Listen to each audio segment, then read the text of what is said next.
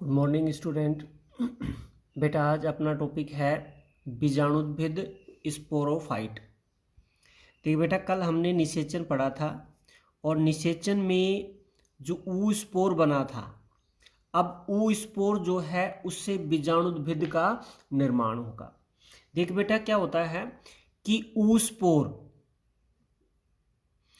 Spore जो है ये बीजाणुद्भिद जो है उसकी प्रथम कोशिका होती है।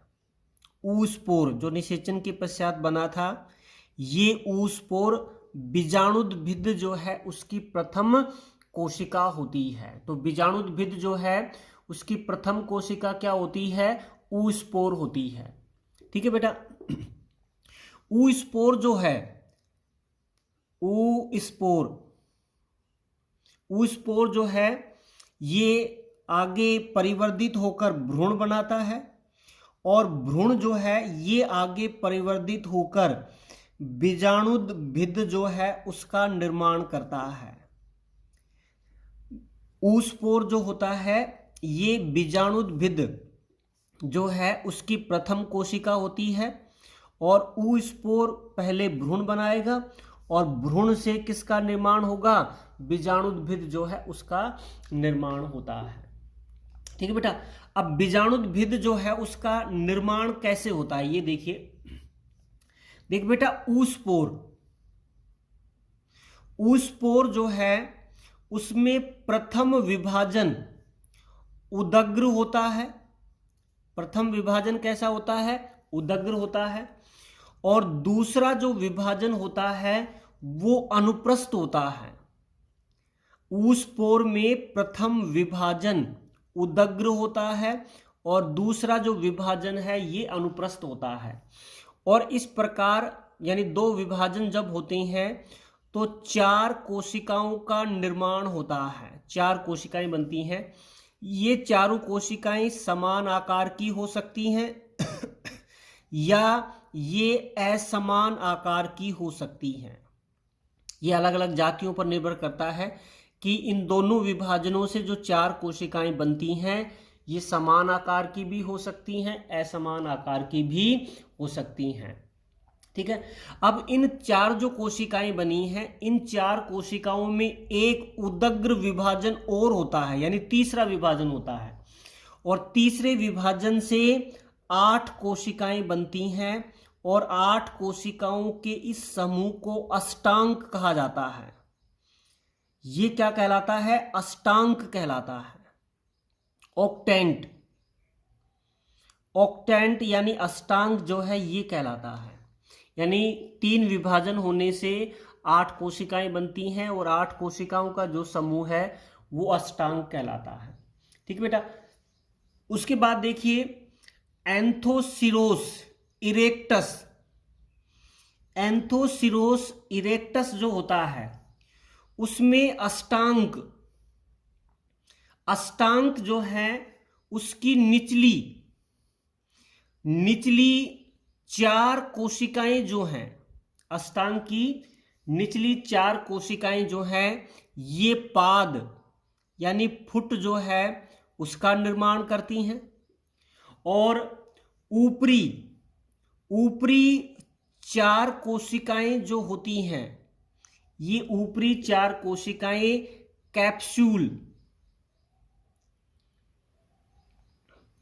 कैप्सूल जो है उसका निर्माण करती हैं। जो अष्टांग बना है ये अष्टांग की निचली 4 कोशिकाएं पाद बनाती हैं और ऊपरी 4 कोशिकाएं जो हैं ये कैप्सूल का निर्माण करती हैं। ठीक है बेटा। उसके बाद भ्रूण जो है उसके पाद क्षेत्र की जो कोशिकाएं हैं ये लगातार विभाजित होती रहती हैं और लगातार विभाजित होकर एक चौड़े गोलाकार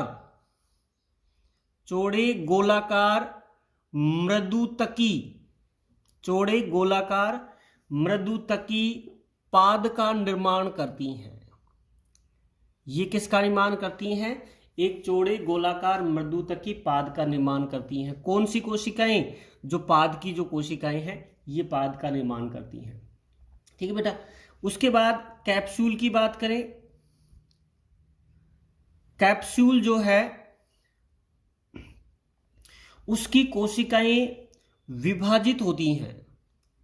कैप्सूल जो है उसकी कोशिकाएं विभाजित होती हैं और उनके विभाजन से एम्पीथीसियम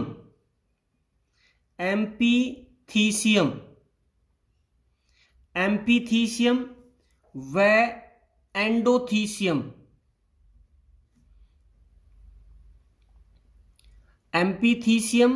व एंडोथीसियम का निर्माण करती हैं। देखिए बेटा, पाद की जो कोशिकाएं हैं ये पाद बना रही हैं और कैप्सूल की जो कोशिकाएं होती हैं ये क्या बनाएंगी? एम्पीथीसियम व एंडोथीसियम का निर्माण करती हैं। ठीक है बेटा। एंडोथीसियम जो है इसकी कोशिकाएं, एंडोथीसियम जो है इसकी कोशिकाएं एक बंद उत्तक कोल्यूमेला का निर्माण करती हैं। कैप्सूल एंडोथीसियम जो है इसकी कोशिकाएं एक बंद उत्तक होता है, कोल्यूमेला जो है उसका निर्माण करती हैं। जबकि एम्पीथीसियम की जो कोशिकाएं हैं ये विभाजित होती हैं और विभाजित होकर बाहर की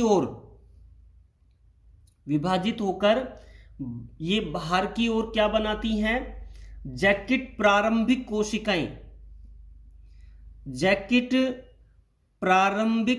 कोशिकाएं जो हैं उनका निर्माण करती हैं, जो जैकेट का निर्माण करेंगे आगे। और अंदर की ओर ये बीजाणु जनन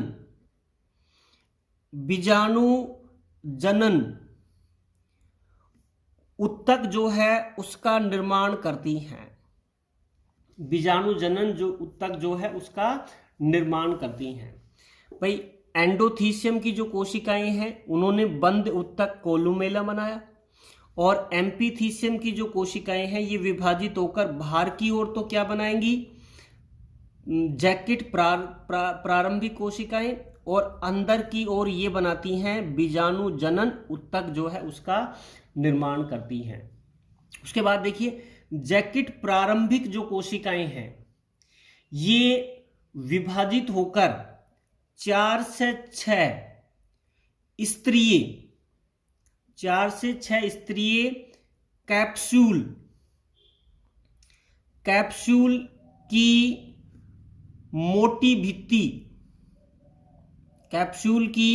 मोटी भित्ति का निर्माण करती हैं।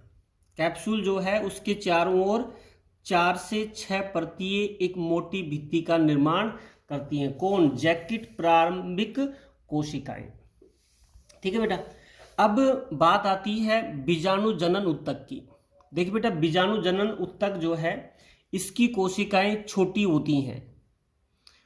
होती हैं, घनाभ के आकार की होती हैं और इनमें सघन कोशिका द्रव पाया जाता है। ये कोशिकाएं आकार में छोटी हैं और इनमें सघन कोशिका द्रव पाया जाता है। और ये जब परिपक्व होती हैं तो ये 2 प्रकार की कोशिकाएं निर्मित करती हैं। बीजाणु जनन उत्तक की जो कोशिकाएं हैं जो छोटी हैं, घनाभ हैं, सघन कोशिका द्रव इनमें पाया जाता है, ये परिपक्व होकर 2 प्रकार की कोशिकाएं बनाती हैं। जिसमें पहली जो कोशिका है वो है बीजाणु मात्र कोशिकाएं यानी स्पोर मदर सेल। ठीक है। और दूसरी कोशिका कौन सी है? वो है इलेटर मात्र कोशिका जिसे EMC इलेटर मदर सेल कहा जाता है। तो बीजाणु जनन उत्तक की कोशिकाएं बीजाणु मात्र कोशिकाएं और इलेटर मात्र कोशिकाओं में विभेदित हो जाती है। बीजाणु मात्र कोशिकाएं एसएमसी जो है ये आकार में बड़ी और गोलाकार होती हैं। आकार में कैसी हैं? बड़ी हैं और कैसी हैं? गोलाकार होती हैं। ठीक है। और जब इनमें अर्धसूत्री विभाजन होता है, तो इनके द्वारा बीजाणु चतुष्क का निर्माण होता है। क्या बनता है? बीजाणु चतुष्क जो है उसका निर्माण होता है। ठीक है। तो बीजाणु मात्र कोशिकाएं जो हैं ये बड़ी हैं, गोलाकार हैं, और इनमें जब अर्धसूत्री विभाजन होता है तो बीजाणु चतुष्क का निर्माण होता है। इलेटर मात्र कोशिकाएं, देख बेटा, इलेटर मात्र कोशिकाएं जो है ये छोटी होती हैं और चपटी होती हैं। ये कैसी थी? बड़ी थी और कैसी थी? गोलाकार। ये छोटी हैं और चपटी होती हैं, और इनके द्वारा आभासी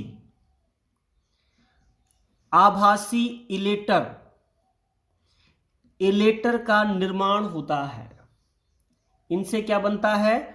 आभासी इलेटर, और इनसे बनता है बीजाणु चतुष्क जो है उसका निर्माण होता है। ठीक है बेटा। तो ये है जो बीजाणुद्भिद जो है उसका विकास। ठीक है बेटा। अब इसकी एक संरचना देखते हैं कि कैसे ये विकसित होता है। ठीक है बेटा। अब अगली संरचना जो है उसमें देखिए, अब बीजाणु जनन ऊतक जो है उसकी संरचना देखते हैं कैसी होती संरचना।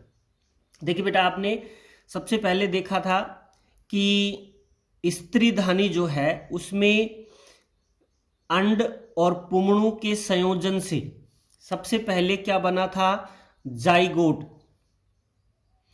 जाइगोट जो है उसका निर्माण हुआ था। निषेचन में पढ़ा था। जाइगोट जो है अब इसमें विभाजन होता है, और जाइगोट में जब विभाजन होता है तो एक कोशिकीय होता है जाइट, तो एक कोशिका से कितनी बनती हैं? 2 कोशिकाएं जो है उनका निर्माण होता है। 2 कोशिकाएं बनती हैं।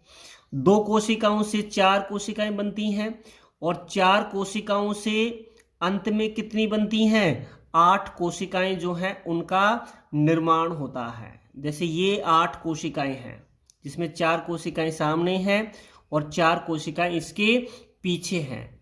ये समस्त जो क्रिया है ये कहाँ हो रही है? स्त्रीधानी के अंदर हो रही है।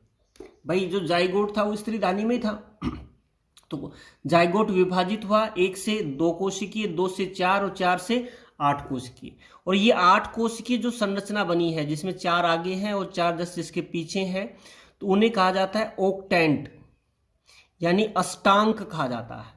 ये क्या कहलाता है? अष्टांग। अब अष्टांग जो है ये आगे चलकर फिर लगातार विभेदित होगा, और विभेदित होने से देखिए क्या संरचना बनती है। और ये जो समस्त क्रिया है ये कहाँ हो रही है? स्त्रीधानी जो है उसके अंदर होती है।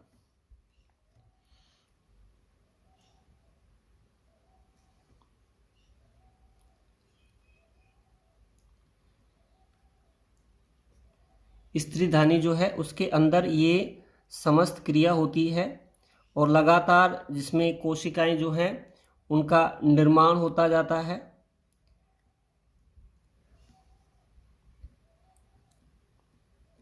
ठीक है बेटा। तो ये 4 से अब आगे विभाजित होंगी, और 4 से आगे जब विभाजित होंगी तो ऊपर वाली जो कोशिकाएं जैसे आपने पहले बताया था वो किसका निर्माण करती हैं?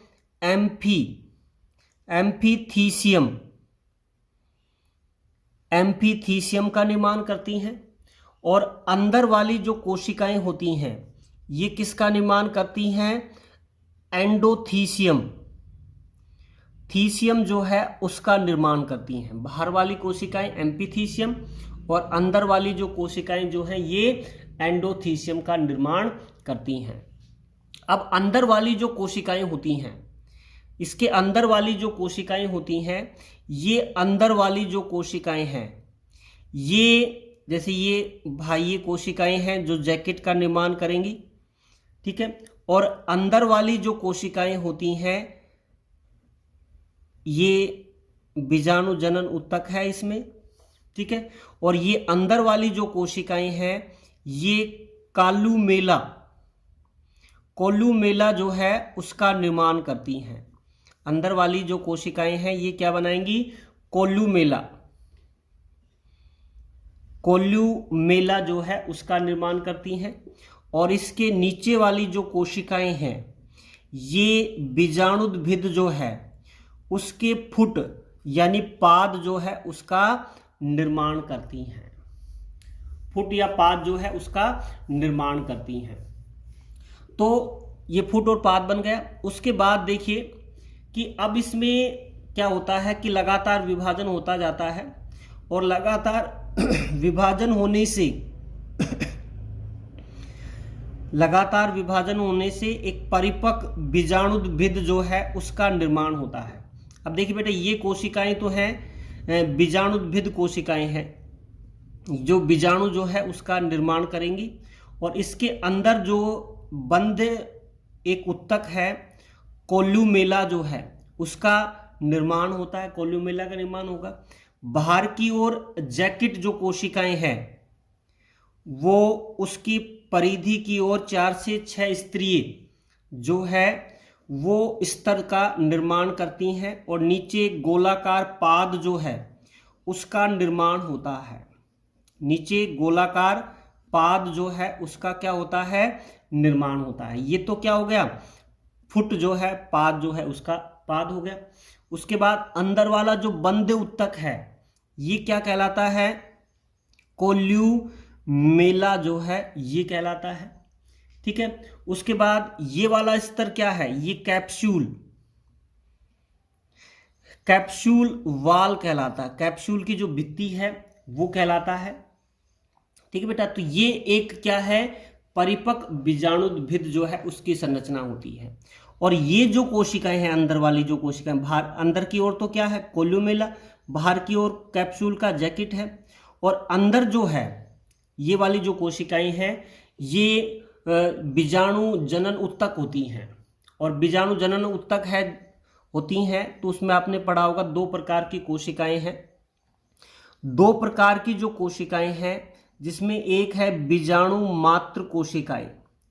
और बीजाणु मात्र कोशिकाएं जो हैं ये विभाजित अर्धसूत्री विभाजन के द्वारा विभाजित होंगी और बीजाणु चतुष्क जो है उसका निर्माण करती हैं।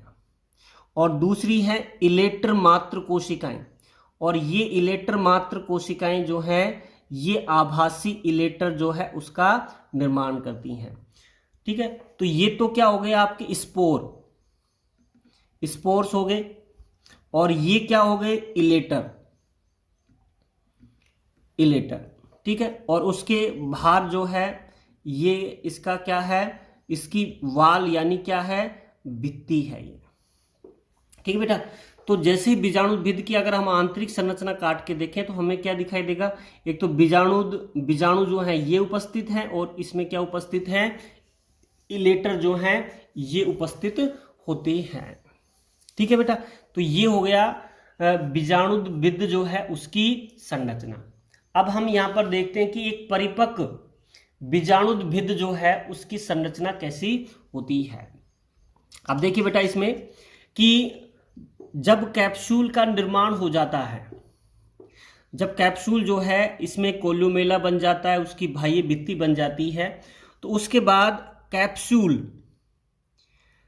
कैप्सूल जो है उसकी वृद्धि रुक जाती है। कैप्सूल की वृद्धि रुक जाती है जब उसमें बीजाणु जनन ऊतक बन जाता है, कोल्यूमेला बन जाता है, कैप्सूल की भित्ति बन जाती है। तो उसके बाद क्या होता है, कैप्सूल की वृद्धि रुक जाती है।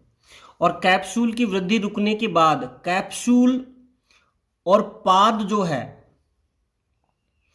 कैप्सूल और पाद जो है उसके बीच में सीटा होता है समानतः, आपने पढ़ा होगा पाद, सीटा और कैप्सूल।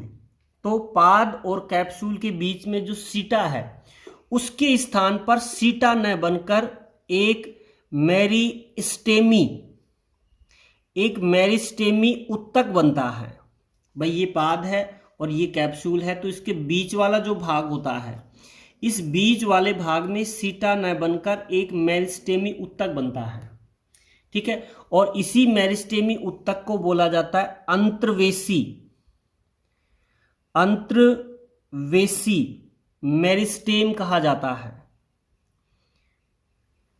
अंतर्वेशी मेरिस्टेम या अंतर्वेशी विभजोतक कहा जाता है। कहाँ बनता है? ये पाद और कैप्सूल जो है उसके मध्य एक विभजोतकी या मेरिस्टेमी ऊतक बनता है, जिसे अंतर्वेशी मेरिस्टेमी कहा जाता है। जैसे जैसे बीजाणुद्भिद का परिवर्धन होता है, देख बेटा ये परिवर्धन स्त्रीधानी में हो रहा है। ठीक है, तो बीजाणुद्भिद का परिवर्धन होता है तो स्त्रीधानी जो होती है, स्त्रीधानी जो है उसके जैकेट की कोशिकाएं, जैकेट जो है उसकी कोशिकाएं बीजाणुद्भिद को चारों ओर से आवृत कर लेती हैं। स्त्रीधानी की जो कोशिकाएं हैं वो बीजाणुद्भिद को चारों ओर से आवृत कर लेती हैं और एक आवरण बनाती हैं जिसे कैलिस्ट्रा, कैलिस्ट्रा कहा जाता है। वो आवरण क्या कहलाता है? कैलिस्ट्रा, या इसे आप कह सकते हैं परिचक्र। भाई जब बीजाणुद्भिद का परिवर्धन होता है तो स्त्रीधानी की जैकेट की जो कोशिकाएं हैं वो बीजाणुद्भिद को चारों ओर से आवृत कर लेती हैं और एक रक्षात्मक आवरण बनाती हैं, कैलिस्ट्रा या परिचक्र बनाती हैं। तो प्रारंभ में जो बीजाणुद्भिद है वो परिचक्र के द्वारा आवृत होता है, लेकिन जैसे जैसे बीजाणुद्भिद में वृद्धि होती जाती है, वृद्धि होती जाती है, ये परिचक्र जो है, बीजाणुद्भिद जो है ये परिचक्र को फाड़कर बाहर आ जाता है। परिचक्र जो है उसको फाड़कर ऊपर की ओर आ जाता है। भाई बीजाणुद्भिद का परिवर्धन कहाँ हो रहा है? स्त्रीधानी, और स्त्रीधानी कहाँ है? थैलस की अपाक्ष सतह पर है।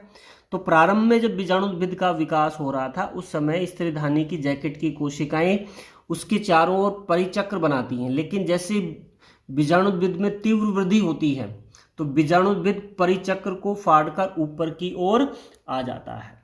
यानी उस समय जो स्त्रीधानी की जो कोशिकाएं हैं ये बीजाणुद्भिद के आधार पर कोलर के रूप में व्यवस्थित होती हैं, क्योंकि बीजाणुद्भिद तो फाड़कर बाहर आ जाता है। तो इसकी जो कोशिकाएं हैं, ये स्त्रीधानी की जैकेट की जो कोशिकाएं हैं ये किस रूप में होती हैं? एक कोलर के रूप में होती हैं, क्योंकि बीजाणुद्भिद तो फाड़कर उसे ऊपर की ओर आ जाता है। ठीक है बेटा, तो जब बीजाणुद्भिद में कोलुमेला बन जाता है, बीजाणु जनन ऊतक बन जाता है, भित्ति बन जाती है, तो कैप्सूल की वृद्धि रुक जाती है। पाद और कैप्सूल के मध्य सीटा के स्थान पर एक मेरिस्टेमी ऊतक बनेगा जिसे अंतर्वेशी मेरिस्टेम या विभजोतक कहा जाता है। ठीक है, बीजाणुद्भिद जो है ये बीजाणु स्त्रीधानी की जैकेट की कोशिकाएं जो है उसको चारों आवर्तित करके कैलिस्ट्रा बनाती हैं, और कैलिस्ट्रा जो है ये प्रारंभिक में बीजाणुद्भिद को आवृत करता है, लेकिन जैसे ही बीजाणुद्भिद में वृद्धि होती है ये कैलिस्ट्रा को फाड़कर ऊपर की ओर आ जाता है, जिसमें स्त्रीधानी की जो कोशिकाएं हैं वो कोलर के रूप में व्यवस्थित रहती हैं। ठीक बेटा, तो ये हो गया बीजाणुद्भिद जो है उसकी संरचना और उसका परिवर्धन कैसा होता है, और उसके बाद एक परिपक्व बीजाणुद्भिद जो है उसकी संरचना में कौन कौन से भाग होंगे वो अगली क्लास में आपको बताएंगे। ठीक है बेटा, आज के लिए इतना ही। Thank you.